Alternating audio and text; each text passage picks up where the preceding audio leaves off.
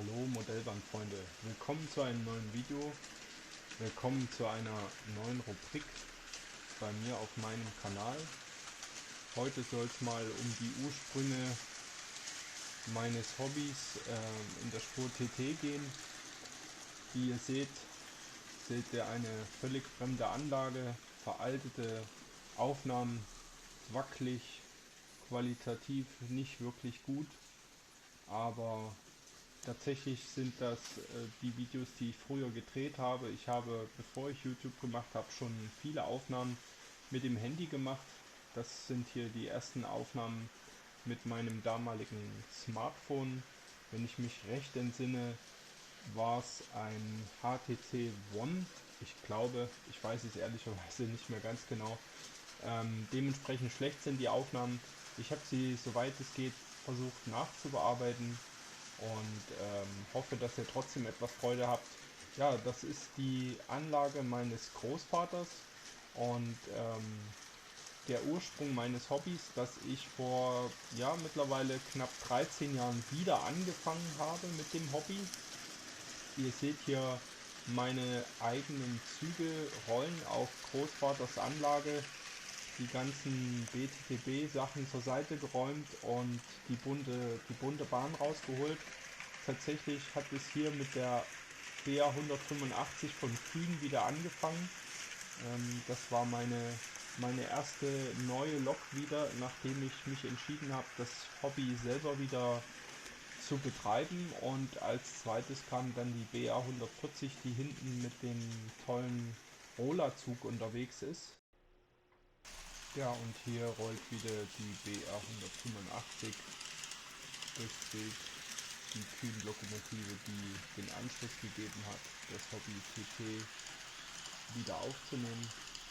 Wie ihr seht, ist hier viel BTTB-Gleis, das heißt, das Fahren ist nicht immer so einfach und man muss viel probieren und braucht viel Modellbahn, Praxiserfahrung, Fahrerfahrung, was die Kupplungen angeht, die Waggons angeht, was funktioniert, vor allem Kurzkupplung. Ihr seht, die Radien sind extrem eng, aber immer wieder erstaunlich. Es hat vieles funktioniert, außer der Pico ICE 3. Es wird nicht direkt um den ICE 3 gehen, sondern um eine brauchbare Strecke, wo auch der ICE 3 fahren kann. Natürlich gibt es auch einen ICE 3, sowohl mein Großvater als auch ich haben welche. Mittlerweile muss ich gestehen, habe ich mehrere davon. Aber um das soll es gar nicht gehen, sondern hier, wo die BR 140 gerade aus dem Schattenbahnhof ausfährt, gibt es außen entlang wird es eine Strecke geben. Diese werdet ihr aber erst zum Ende des Videos sehen und da nur im Baufortschritt oder respektive im Start des Baus. Und später werdet ihr dann auch Aufnahmen sehen, wo die ganze Erweiterung mit dabei ist. Ich hatte damals meinen Großvater überzeugt, eine ICE-taugliche Strecke mitzubauen.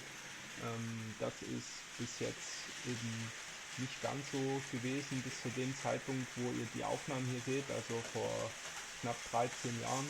Und das war eine Zeit, in der im TT doch einiges passiert ist, was die Modelle angeht. Und es gab die Kurzkupplung, es gab Wagen, die immer länger geworden sind.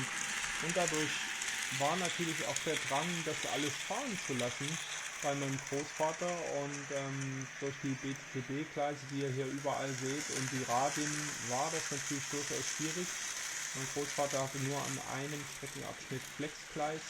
Einmal hier in den Schattenbahnhof, der hier rechts abzweigt, und einmal auf so einem längeren Abschnitt, wo ich dann auch immer mal mit der Kamera drauf halte, eine Gerade, die seht ihr da hinten an so einem Tunnelstück. Und ja, dadurch war der Wunsch natürlich da, auch mal die moderneren Fahrzeuge nicht epochemäßig, sondern eben kurzkupplungskulissenmäßig auch fahren zu lassen. Und so wunderschön diese Anlage von meinem Großvater ist, aber so schwierig waren doch teilweise die Fahrverhältnisse, wo man sich mit neuen Radsätzen, speziellen Kupplungen oder einfach mal Drehen des Wagens behelfen musste, dass die Zugkomposition im Endeffekt auch gelaufen ist. Sie hat zwar teilweise schöne ausschweifende Kurven, aber gerade wie ihr seht, unten in der Hauptstrecke in dem U, wo die 185er gerade durchrollt, das sind schon Radien. Da bist du teilweise mit den modernen Wagen einfach an der Grenze, vor allem was die Kurzkupplungen angeht. Ja, hier ein ER20 von Kühn, von der ÖBB, auch eine der Lokomotiven, die ich mir dann relativ schnell zugelegt habe. Also Kühn war tatsächlich ja, der den Stein wieder ins Rollen gebracht hat, weil Kühn hat auf einmal moderne Lokomotiven gebracht und damals auch zu Preisen, die wirklich erschwinglich waren, und dann noch eine Qualität gehabt, ja, die das Ganze eigentlich attraktiv gemacht hat, warum ich mich selber wieder entschieden habe, Modelle anzuschaffen.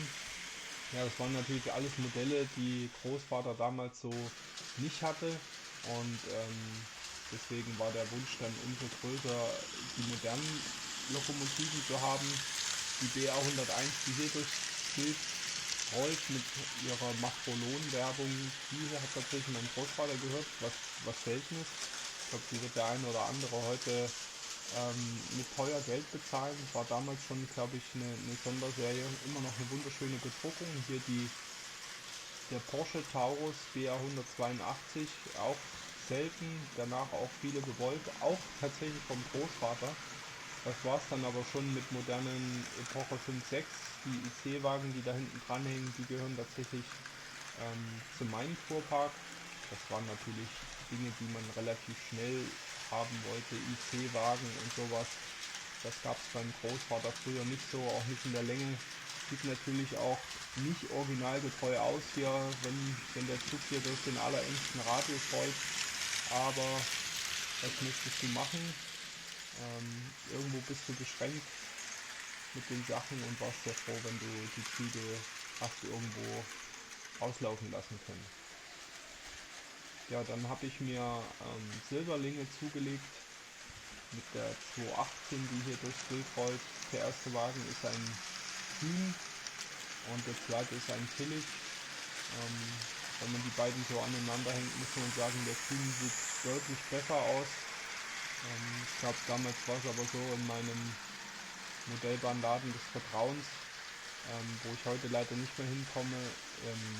Das ist, glaube ich, nur den Kühn und den Tillich gab, deswegen habe ich die so in Kombination gekauft.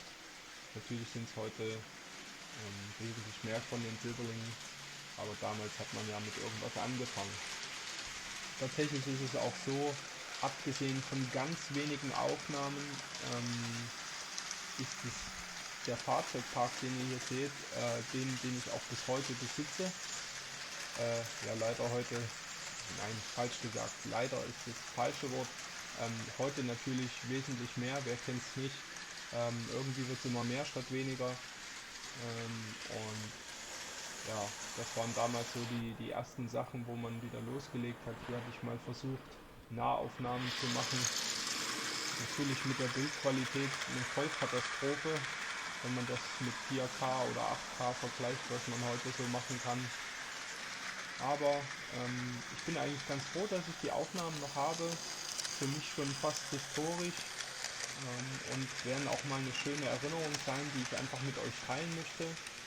Und diese Erinnerung habe ich mir überlegt, weil ich tatsächlich recht viele Aufnahmen habe, auch in unterschiedlichen Stadien der Anlage meines Großvaters und dann auch tatsächlich mit Handys, die unterschiedlich sind. Also Handys, die Evolution der Handys kann man hier auch ganz gut betrachten, oder der Smartphones. Und das war hier das HTC One, wie schon eingangs erwähnt. Also der erste Teil meiner Serie sind die Aufnahmen mit dem HTC One, deswegen so grausam verwackelt und verschmiert. Damals war das was. Auf dem Telefon mit dem Bildschirm sah das natürlich alles etwas anders aus. Hier sind wir jetzt bei 9 Aufnahmen angelangt mit einer 112, die ich dann damals, glaube ich, auch hatte. Auch die besitze ich bis heute. Schöne Kastenlok. Die Lokomotive, die auf der BR 143 basiert und im Endeffekt zur Wende hingekommen ist, wo die DB und die DR welche bestellt hat. Ja, hier hat mein Großvater auf dem Schattenbahnhof sich verwirklicht. mit allerlei Landschaft, einer Burg, die er komplett selber gebaut hat, diesen Bausatz hier, der Tankstelle. Mein Großvater hat tatsächlich ein Händchen für Naturgestaltung und ich glaube, ich darf behaupten, von dem habe ich ein bisschen was mitbekommen. Das Auge für die Landschaft. Na klar ist hier alles etwas gedrungener, weil auch die Gleisradien andere sind und zu DDR-Zeiten hat man anders gebaut und hatte natürlich auch nicht die Möglichkeiten. Und mein Großvater hat tatsächlich viel aus den Anlagen, die er vorher besessen hat. Das ist die dritte Anlage, die er gebaut hat. Die zweite kenne ich noch, die erste kenne ich nicht. Die zweite war auf dem Dachboden. Die dritte, die wir jetzt hier sehen, die ist im Keller des Hauses, wo natürlich immer jeweils wesentlich bessere Platzverhältnisse vorgeherrscht haben. Wobei man natürlich auch sagen muss, bei 3 Anlagen reden wir von den TT-Anlagen. Mein Großvater hatte früher, jetzt muss ich lügen, Spur 0 oder 1, die Märklin-Blechbahnen, was etwas sehr Besonderes ist und ja, mit der ich auch spielen durfte. Die gab es sowohl elektrisch bei uns als auch zum Aufziehen, kann ich mich noch gut erinnern. Auch hatte ich so eine, ja, ich würde jetzt sagen Kinderspiel Lehmanns Gartenbahn. Ich weiß gar nicht, ob es das heute mehr gibt. Ich glaube, an den Lokomotiven stand immer MGB dran. Aber das nur mal so am Rande. Aber die Hauptanlagen waren eigentlich immer die TT-Anlagen, also auch seine zweite und meine erste, die ich als Kleinkind erleben durfte und die ich nur noch ganz schemenhaft in Erinnerung habe. Auf dem Dachboden hatte schon wunderbare Spielmöglichkeiten und ja, hat mich eigentlich direkt immer in den Bann gezogen. So, jetzt seht ihr hier rechts außen schon den ersten Abschnitt der eingleisigen Schnellfahrstrecke, so wie mein Großvater und ich immer dazu sagen. Natürlich habe ich mir hier auch Betonschwellen gewünscht. Das ist auf der Seite tatsächlich alles ein bisschen angefuht, will ich jetzt mal sagen, aber ist den Platzverhältnissen des schmalen Ganges da geschuldet, weil da ist tatsächlich zwischen Wand und Modellbahn gar nicht mehr so viel Platz. Und dadurch, dass die Modellbahn inmitten des Raumes steht und nicht außen an der Wand lang läuft, sind natürlich die Platzverhältnisse dementsprechend beengt. Aber ich finde, mein Großvater hat das auf der Seite auch super gemacht. Wir haben dann eigentlich so ein bisschen wie so eine doppelte Galerie, weil dort sollen so die Alpen sein, die ich jetzt hier auch gerade ablaufe. Hier oben hat er aus Eigenbau mit Fax, ich glaube Fax oder Telefax-Motoren, hat er hier eine Standseilbahn, die auch funktioniert. Ich zeige sie euch, glaube ich, jetzt nicht, aber die funktioniert. Die hat er installiert. Vielleicht, wenn ich irgendwann mal neue, moderne Aufnahmen mache, kann ich euch zeigen, wie das alles funktioniert. Das ist eine Autobahn, auch die hat sich sein Enkel gewünscht. Ja, und so ist es wie bei vielen Modellbahnern, dass eigentlich, es gibt nie Stillstand, es ist immer irgendwas zu tun und wenn dem Enkel nicht irgendwelche Erweiterungen eingefallen sind, dann gab es irgendwelche Reparaturen, denn zu der Zeit vor 13 Jahren war natürlich BTTB noch etwas erschwinglicher und die Ersatzteilversorgung war besser. Ich stelle jetzt auf eBay immer wieder fest, dass die Preise teils doch durch die Decke gehen. Gerade Weichen mit Antrieb habe ich meinen Großvater immer mal gesucht, weil doch das ein oder andere halt aufgrund von Altersschwäche und auf der dritten Anlage nun existieren, dann auch nicht mehr so hervorragend funktioniert. Und wie ihr seht, früher habe ich fleißig Modellbahnkilometer gesammelt, also bei mir sind die Züge teilweise stundenlang gerollt und gerade im Winter, wenn ich bei meinen Großeltern war, ging es einfach direkt ab im Keller und nur zum Essen nach oben.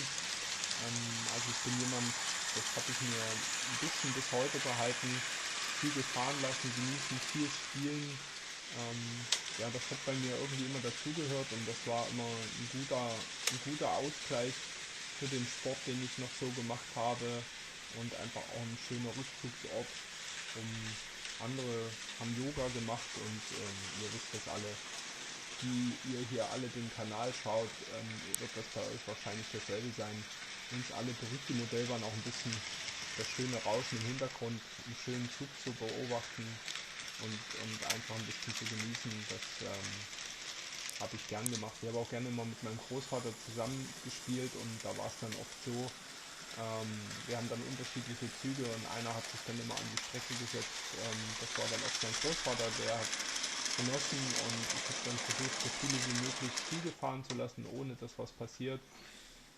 Die Anlage hat 5 Kreise, nein sogar 6 Stromkreise und wenn du tatsächlich sehr aufmerksam warst, hast du es hinbekommen, 8 bis 9, sogar bis 10 Züge fahren zu lassen. Das war dann aber bei der Taktfolge und bei teilweise der Kürze der einzelnen Stromkreise, die auch immer streckenmäßig ringförmig angelegt worden sind, schwierig irgendwann noch zu überwachen. Das heißt, analog ist es ja so, die eine Lok fährt schneller, die andere langsamer und gerade auf der Hauptstrecke, um das hinzubekommen, hast du dann natürlich 2 Züge oder teilweise sogar 3 hintereinander fahren lassen und da musstest du sehr genau aufpassen und ab einem gewissen Moment, nach ein paar Minuten, war es dann meistens so, irgendwo ist dann was hängen geblieben oder entgleist und du hast es nicht mehr geschafft. Aber es war immer Freude, es hat Spaß gemacht und ja, Großvater und ich waren viele Stunden da unten und andere hatten Ruhe vor uns, weil wir sind in unser Hobby versunken miteinander. Ja, wie ihr seht, sind ja auch schon wieder ein paar neue Wagen dabei. Das ging dann relativ schnell, dann konnte man nicht widerstehen, wo man mit dem Hobby wieder angefangen hat. Moderne Wagen, gerade diese Coil-Wagen, die ihr vorne dran seht, bei der 185er, die glaube ich jetzt gleich nochmal durchs Bild rollt. Das waren ja auch damals Wagen von Team, ja, das war zu der Zeit zu TT, ich war hier aus dem Häuschen, auch der Rola-Zug, sowas Geniales im TT, das musste man einfach besitzen. So, jetzt kommen wir langsam zum Ende des ersten Teils meiner neuen Rubrik. Ich hoffe, euch hat das gefallen. Lasst gerne einen Daumen, einen Kommentar und ein Abo da, wenn es noch nicht ist, und schreibt mal in die Kommentare, wie ihr das gefunden habt. Es wird noch Teil 2 und 3 folgen und schreibt mal in die Kommentare, ob es da vielleicht eine moderne Fortführung geben soll. Bis bald!